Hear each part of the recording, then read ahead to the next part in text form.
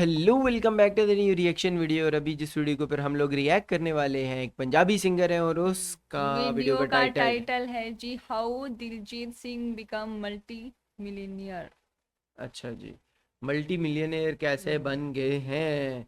अच्छा जी, दिलजीत सिंह का सीन ये है कि ये बंदा जो है ना, इस टाइम पे पता नहीं क्या इसकी इसकी आजकल बहुत वो हाइप है आजकल, नहीं मतलब लेकिन जब से जब से आया है ये ना और ऐसा छा गया है, कोई काम नहीं छोड़ा बंदे ने। मूवीज बहुत के अंदर, माशाल्लाह इनकी फैन फनी फॉलोइंग मूवीज, है मूवीज में। सीरीज हाँ, और गाने, भाई हर बहुत चीज के अंदर कॉन्सर्ट इनके इतने मतलब फेमस हैं फेमस होते और हैं, बहुत इतने हाइप होती जल्दी है। टिकट्स हाँ बिकती हैं और ये सारी चीजें। हाँ। बहरहाल, हम तो भाई बंदे के सारे गाने सुनते हैं। आप लोगों का इसका कौन सा फेवरेट गाना है? तुम्हारा कौन सा इसका फेवरेट गाना है? इसकी सारी फेवरेट है। सारों में से कौन सा सारे तुम्हें याद नहीं है याद नहीं है, लेकिन मतलब? फेवरेट है, अभी मेरा एकदम से याद मुझे है। जो इसका हम्म। मेरा जो फेवरेट है वो लवर है। तो लेट्स गो स्टार्ट हाँ करते हैं और देखते हैं इसमें क्या है। हाँ, चैनल को भी सब्सक्राइब कर लेगा, नहीं किया तो। कि पैसा बहुत ज़रूरी चीज़ है। ये मेरे दिमाग बचपन से बैठ गई बात, पैसा बहुत ज़रूरी है। पैसे के बिना लाइफ नहीं है। पैसा बहुत पैसा ये मेरे दिमाग में बैठ गया। 27 अप्रैल 2024 को दिलजीत दोसांझ वैंकूवर कनाडा के बिगेस्ट स्टेडियम बीसी प्लेस पे अपना शो करते हैं। ये शो हाउसफुल जाता है। इनफैक्ट इस शो की सारी टिकट 2 दिन में बिक गई थी एंड 54,000 से भी ज्यादा लोग इस कॉन्सर्ट को अटेंड करते हैं। दिलजीत की मैनेजर खुद 54,000 लोग। इंडिया और पाकिस्तान का मैच होता है तो एक बार तकरीबन 1 लाख के करीब लोग आए थे, तकरीबन 93,000 समथिंग। लेकिन वो इतना बड़ा इवेंट उधर, मतलब 11 और 11 22 लोग 22 खेलने वाले, और वो भी मतलब प्लेयर्स और जिनका नाम है यहाँ पर सिर्फ एक एक बंदा बंदा। बोलती है कि आधे उन्होंने से नॉर्थ ज्यादा। अमेरिका टूर से 28 मिलियन डॉलर्स कमाए थे, यानी 234 करोड़ रुपीस। इनफैक्ट रिसेंटली जो उनका दिल्ली वाला शो हुआ था उसकी भी सारी टिकट 60 सेकंड्स के अंदर बिक गई थी। सोचो, है। हजारों टिकट्स 1 मिनट से भी अंदर सारी सोल्ड आउट। एक बार आप टिकट्स का प्राइस गेस करो, 1,000 रुपए, 2,000 रुपए नहीं भाई, 5,000 से लेकर 20,000 रुपए की टिकट्स मिल रही थी। और उससे भी ज्यादा इंटरेस्टिंग बात यह है कि यही सेम टिकट्स रीसेल में 40,000 की मिल रही थी, मतलब ऑलमोस्ट डबल। और यूएसए में तो कुछ रीसेल की टिकट्स 54 लाख तक की बिकी हैं। आज दिलजीत दोसांझ सिर्फ पंजाब के नहीं बट इंडिया के बिगेस्ट स्टार है। उन्होंने कनाडा, यूके, यूएसए जैसी कंट्रीज में पूरे के पूरे स्टेडियम सोल्ड आउट किए हैं। एड शीरन और सिया जैसे बड़े इंटरनेशनल स्टार ने उनके साथ कोलैब किया है। इनफैक्ट वो इंडिया के पहले ऐसे आर्टिस्ट है जिसने कोचेला जैसे बड़े प्लेटफॉर्म पर परफॉर्म किया है। एंड उनकी गोट एल्बम तो बिलबोर्ड टॉप 5 में कई महीनों तक थी। हाँ। पर इस सब की शुरुआत हुई थी पंजाब का के ये एक लवर। छोटे से गांव दोसांझ से, जहां से दिलजीत को अपना सरनेम भी मिलता है। एंड आज की इस वीडियो में यही डिस्कस करेंगे कि कैसे एक छोटे से गांव का आर्टिस्ट जो पहले गुरुद्वारे और शादियों में गाता था, आज वर्ल्ड वाइड फेमस है। जहां मोस्टली सिंगर्स का करियर 4-5 साल में फेड आउट हो जाता है, वहीं दिलजीत ने ऐसा क्या किया कि वो 22 साल से रेलेवेंट है एंड हर साल उनका करियर एक्सपोनेंशियली ग्रो करता है। एंड वो पैसा कैसे कमाते हैं एंड अगर कमाते हैं तो कहां से कितना, ये सब कुछ आज की इस वीडियो में डिस्कस करेंगे। उससे पहले अगर आपको ऐसा कंटेंट पसंद है जहां पर मैं लोगों की बिजनेस और मार्केटिंग स्ट्रैटेजीज को डिकोड करता हूं, तो do subscribe to my channel. Without any further ado, let's get started. Biggest Punjabi artist on the planet, Diljit Dosanjh. ओह, जालंधर के छोटे से पिंड दोसांझ में दिलजीत का जन्म हुआ एंड वो एक लोअर मिडिल क्लास फैमिली से बिलोंग करते थे। उनके पापा पंजाब रोडवेज में बस ड्राइवर थे एंड उनकी मम्मी एक हाउसवाइफ। उस समय उनकी फैमिली की टोटल इनकम महीने की सिर्फ 5,000 रुपए थी। इतने छोटे से गांव में इतनी कम इनकम होने की वजह से दिलजीत को 11 साल की ही उम्र में लुधियाना भेज दिया गया उनके मामा के पास। और फिर यहीं से शुरू हुई दिलजीत की म्यूजिकल जर्नी। अपने मामा से उन्होंने 2-3 इंस्ट्रूमेंट सीखे एंड थोड़ी बहुत सिंगिंग सीखी। फिर अपनी फैमिली की फाइनेंशियल बर्डन को कम करने के लिए दिलजीत ने लोकल शादियों में एंड गुरुद्वारे में धीरे धीरे गाना शुरू किया। जिस एज में मोस्टली बच्चे बोर्ड्स का एग्जाम दे रहे थे, उस एज में दिलजीत दिन रात काम कर रहे थे। मैंने दिन रात काम किया है। हमारे पास कोई भी शो आया, मैंने कभी वापस नहीं मोड़ा। इतनी बार तो ऐसा हुआ हाँ। कि वो दिन में अमृतसर में परफॉर्म करते थे एंड उसी रात करनाल में भी परफॉर्म करते थे। फिर 18 साल की उम्र में फाइनली वो अपनी फर्स्ट एल्बम रिलीज करते हैं जिसका नाम था इश्क दा उड़ा अड्डा। एंड ये एल्बम कंप्लीटली फ्लॉप जाती है। इसका एक भी गाना हिट नहीं होता। बहुत सारे लोग दिलजीत को डिस्करेज करते हैं कि भाई तेरा एक भी गाना नहीं चल रहा, तू जाके शादियों में ही गा। बट दिलजीत हार नहीं मानते एंड 2 साल बाद एक और एल्बम रिलीज करते जिसका नाम था स्माइल, एंड उसके 2 साल बाद एक और एल्बम रिलीज करते जिसका नाम था चॉकलेट। ये 2 एल्बम काफी ज्यादा अच्छा परफॉर्म करती है एंड इसकी वजह से दिलजीत को पंजाब में थोड़ी बहुत रिकॉग्निशन मिलनी शुरू हो जाती है। और उनकी लाइफ में टर्निंग पॉइंट जब आया जब वो हनी सिंह से मिले। पहले दिलजीत यूजुअली थोड़े स्लो और रोमांटिक गाने गाते थे, बट हनी सिंह से मिलने के बाद उन्होंने गैंगस्टर और गन्स पर सॉन्ग बनाना शुरू कर दिया। उनकी हनी सिंह के साथ ये एल्बम नेक्स्ट लेवल, सही में नेक्स्ट लेवल निकली एंड सुपरहिट सॉन्ग जैसे कि पंगा एंड गोलियों ने दिलजीत को नेशन वाइड फेम दिलवा दिया। दिलजीत की म्यूजिक में सक्सेस देखते हुए एक पंजाबी डायरेक्टर ने दिलजीत को अपनी मूवी मेल करा दे रब्बा में एक छोटा मोटा सीन पकड़ा दिया। इस छोटे से रोल को भी दिलजीत ने बहुत अच्छे से किया एंड 2011 में उनको अपनी खुद की एक पंजाबी मूवी मिलती है जहां पर वो एक लीड एक्टर होते हैं एंड उस मूवी का नाम होता है द लायंस ऑफ पंजाब। इस टाइम पर दिलजीत 7वें आसमान पर थे, उनका हर एक सॉन्ग हिट हो रहा था एंड उनको मूवीज भी ऑफर हो रही थी, बट एक खुशी ज्यादा टाइम तक रहती नहीं है। उनकी जब ये movie Lions of Punjab theatres में आई तो लोगों को बिल्कुल भी पसंद नहीं आई एंड ये मूवी कंप्लीटली एक फ्लॉप थी। इनफैक्ट काफी सारे लोग तो उनके गानों से भी खुश नहीं थे। बहुत लोगों को लगता था कि दिलजीत अपने गानों में गैंगस्टर, गन्स, स्मोकिंग, ड्रिंकिंग को प्रमोट करते हैं एंड इसी वजह से उनके घर के बाहर बहुत दिनों तक प्रोटेस्ट तक चला था। मैं जी अच्छा। लाइफ में क्रिटिसिज्म बहुत सहा है। पहले मैं एक ऐसा आर्टिस्ट था पंजाबी जिसके घर के बाहर प्रोटेस्ट हुआ था क्यों? किसी गाने को लेके। 2 साल गाना हिट रहा, बहुत लोग नाचते रहे, उसके बाद प्रोटेस्ट हुआ, उसके बाद बहुत लोगों ने कई कुछ करने की ट्राई की मेरी लाइफ में, मेरे करियर में। ये दिलजीत की लाइफ में सबसे बड़ा टर्निंग पॉइंट था एंड इस पॉइंट से उन्होंने डिसाइड किया कि वो कभी भी गैंगस्टर से रिलेटेड सॉन्ग्स नहीं गाएंगे। दूसरी चीज कि वो कभी भी अपनी पर्सनल लाइफ को पब्लिक नहीं करेंगे एंड फाइनली वो सिर्फ एक ही चीज पर फोकस करेंगे जिसमें वो सबसे ज्यादा अच्छे हैं एंड वो है सिंगिंग। फिर उन्होंने 2011 से लेकर 2016 तक सिर्फ और सिर्फ अपने म्यूजिक पर फोकस किया एंड बहुत सारे हिट सॉन्ग्स भी दिए जैसे Patiala pack, 5 Tara, do you know, ये सारे हिट सॉन्ग्स दिए एंड इसके बाद उनका नेशन वाइड फेम और ज्यादा बढ़ गया। जैसे दिलजीत ने पर्सनल लाइफ को सॉन्ग्स में नहीं लेके आए ना, तो इस तरह वो भी थे मूवीज क्या, के अंदर और लोगों वो क्या नाम था, सिद्धू मूसेवाला, वो भी गन्स। मुझे लगता है कि उनकी मौत की वजह कहीं ना कहीं जो है ना वो तो चलो एक personal, पॉलिटिकल इशू भी था वो, और लेकिन पॉलिटिकल मुझे लगता है कि वो इनमें से काफी सारे सॉन्ग्स वो बॉलीवुड को भी बेचते हैं एंड फाइनली 2016 में उनको एक बॉलीवुड मूवी उड़ता पंजाब में छोटा मोटा रोल मिल जाता है जिसको दिलजीत बहुत अच्छी तरीके से करते हैं एंड इस रोल के लिए उनको फिल्म फेयर तक मिलता है। गाने और मूवीज आती जाती रहती है एंड कुछ ही सालों में दिलजीत अपनी खुद की एक बहुत बड़ी इमेज बना लेते हैं बॉलीवुड में। दिलजीत एक से एक बड़ा गाना रिलीज करते हैं, बहुत सारी मूवीज में एक्ट करते हैं, बहुत सारी ब्रांड डील्स तक करते हैं। इसी बीच दिलजीत सबसे ज्यादा पैसे कमाते हैं, इतने ज्यादा पैसे कि वो खारन बैंड्रा जैसी जगह में 12 करोड़ का घर ले लेते हैं एंड इसी टाइम पर दिलजीत 3 करोड़ की मर्सिडीज लेते हैं, 2 करोड़ की पॉर्श लेते हैं, 70 लाख की BMW लेते हैं, बहुत सारी और भी चीजें लेते हैं। बट दिलजीत को रियलाइज होता है कि उनकी ग्रोथ अब स्टैग्नेंट हो गई है। उनको इंडिया में तो बहुत सारे लोग जानते थे बट फॉरेन में वर्ल्ड वाइड उनकी टिकट्स की सेल बहुत ही कम थी। पर फिर आता है 2020 जो कि दिलजीत की लाइफ में सेकंड टर्निंग पॉइंट था। 2020 में आपने कहा था कि आपकी लाइफ 2020 में चेंज हो गई थी, आपका एक सोचने का तरीका चेंज हो गया। बिल्कुल। क्या हुआ था ऐसा 2020 में जो आपका तरीका सब चेंज हो गया सोचने का लाइफ के प्रति? वो कंट्रोवर्शियल है, नहीं बता पाऊंगा। ठीक है। हाँ, तो वो समझ आना भी मुश्किल है। तो अभी मेरे लिए दुनिया बदल गई सारी की सारी। मतलब ऐसे आप सोचो कि आपने किसी को पानी से निकाल के धरती पे खड़ा कर दिया या धरती से निकाल के पानी में फेंक दिया। कितना बदल।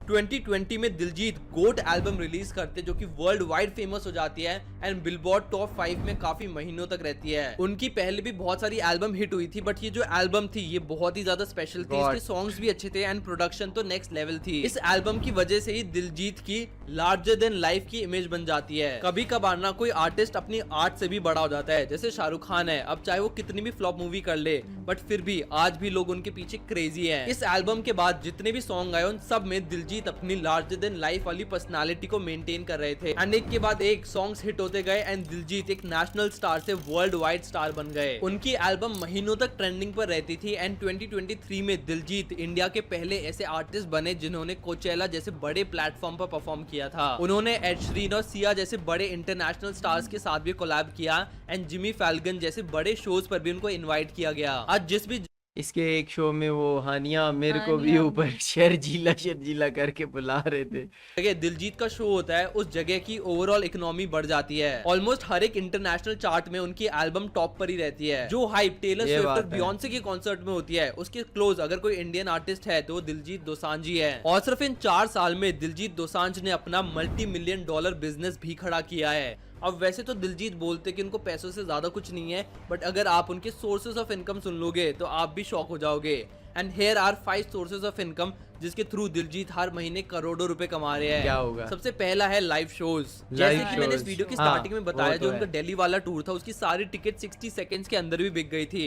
अब इस टिकट का प्राइस यूजुअली 4000 से लेकर 20,000 रुपए तक का था। And अगर हम ऑन एवरेज 10,000 रुपए भी ले ले एंड जवाहरलाल नेहरू में 60,000 सीट्स है एंड वो सबकी सब हाउसफुल थी तो इसका टोटल रेवेन्यू आता है 60 करोड़ रुपीस। तो दिलजीत दोसांझ सिर्फ अपने करोड़। दिल्ली वाले शो से 60 करोड़ रुपीस कमाएंगे। आई नो ये पूरा का पूरा अमाउंट दिलजीत को नहीं जाएगा, इसमें काफी सारा परसेंटेज मैनेजमेंट को भी जाता है, सिक्योरिटी को भी जाता है, बट फिर भी एक बहुत बड़ा अमाउंट बहुत दिलजीत बड़ा दोसांझ को जरूर जाएगा। इनफैक्ट जो उनका नॉर्थ अमेरिका वाला टूर भी था जो फॉरेन नेशन में था उससे भी उन्होंने 234 करोड़ रुपीस कमाए थे।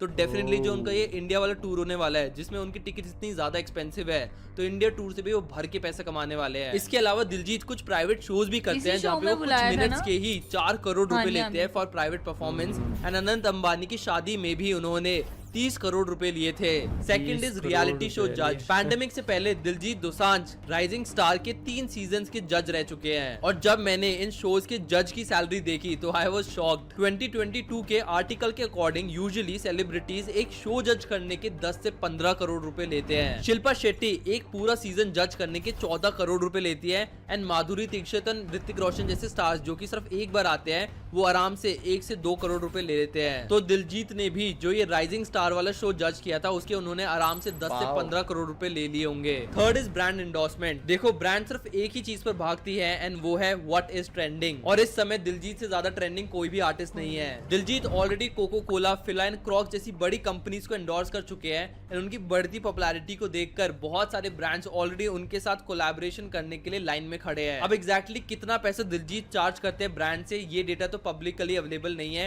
बट डेफिनेटली भाई वो करोड़ों में ही होगा। ऊपर से दिलजीत दोसांझ के 22 मिलियन से भी ज्यादा फॉलोअर्स है 22 इंस्टाग्राम के ऊपर, मिलियन तो followers। छोटी छोटी प्रमोशन के भी लाखों करोड़ों रुपए ले लेते होंगे। Fourth one is movies. Diljit की सिंगिंग की वजह से बहुत बार उनकी एक्टिंग स्किल्स ओवरशैडो हो जाती है, पर वो बॉलीवुड में अक्षय कुमार, शाहरुख खान, शाहिद कपूर जैसे बड़े स्टार्स के साथ भी स्क्रीन शेयर कर चुके हैं। अपनी पहली मूवी उड़ता पंजाब में तो उनको बेस्ट मेल डेब्यू वाला अवार्ड भी मिला था, और रिसेंटली भी इम्तियाज अली की जो मूवी आई थी चमकीला जिसमें दिलजीत दोसांझ लीड रोल में थे उसमें भी लोगों ने दिलजीत की एक्टिंग को बहुत ज्यादा पसंद किया। इनफैक्ट दिलजीत की एक्टिंग को प्रेज खुद शाहरुख खान ने भी किया हुआ है। मैं आपकी फिल्में देख चुका हूँ, मैं आपका बहुत बड़ा फैन हूँ और आप जो एक्टिंग करते हो वो कमाल। वर्ल्ड क्लास है और मैं ऐसे ही आपके सामने नहीं बोल रहा हूँ। फिर उनकी पंजाबी मूवी जट जूलियट, पंजाब 1984, सज्जन सिंह, रंगरूट, ये कमाल। सारी पंजाबी मूवी ने भी काफी अच्छा परफॉर्म किया था। एंड अकॉर्डिंग टू रिपोर्ट्स वो एक मूवी का 5 से 10 करोड़ रुपए चार्ज करते हैं। And finally fifth source of income is his businesses. Diljit का खुद का एक प्रोडक्शन हाउस भी है जिसका नाम है Diljit Dosanjh production private limited. ये प्रोडक्शन हाउस उन्होंने 2018 में स्टार्ट किया था। अब इस प्रोडक्शन हाउस ने कोई बॉलीवुड मूवी तो नहीं बनाई बट बहुत सारी पंजाबी मूवीज को फंड जरूर किया है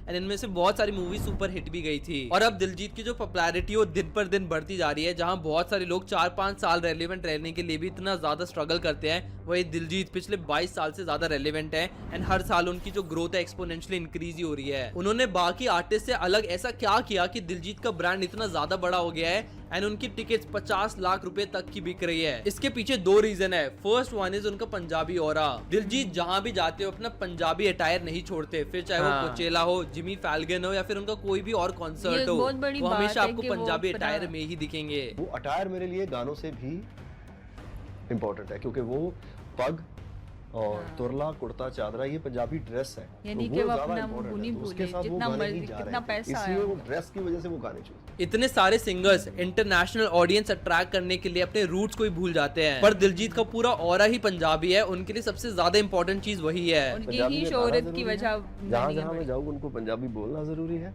और पंजाबी ड्रेस होना जरूरी है, वो बहुत जरूरी है क्योंकि पंजाबी का ड्यू था बहुत देर से। सबका ड्यू मिला, पंजाबी का ड्यू पड़ा था अभी। बाकी अभी मुझे लगता है कि बहुत ज्यादा पोटेंशियल है। हर शो की एंट्री पर बहुत दिलजीत सिर्फ एक ही लाइन बोलते हैं, पंजाबी आ गया पचीला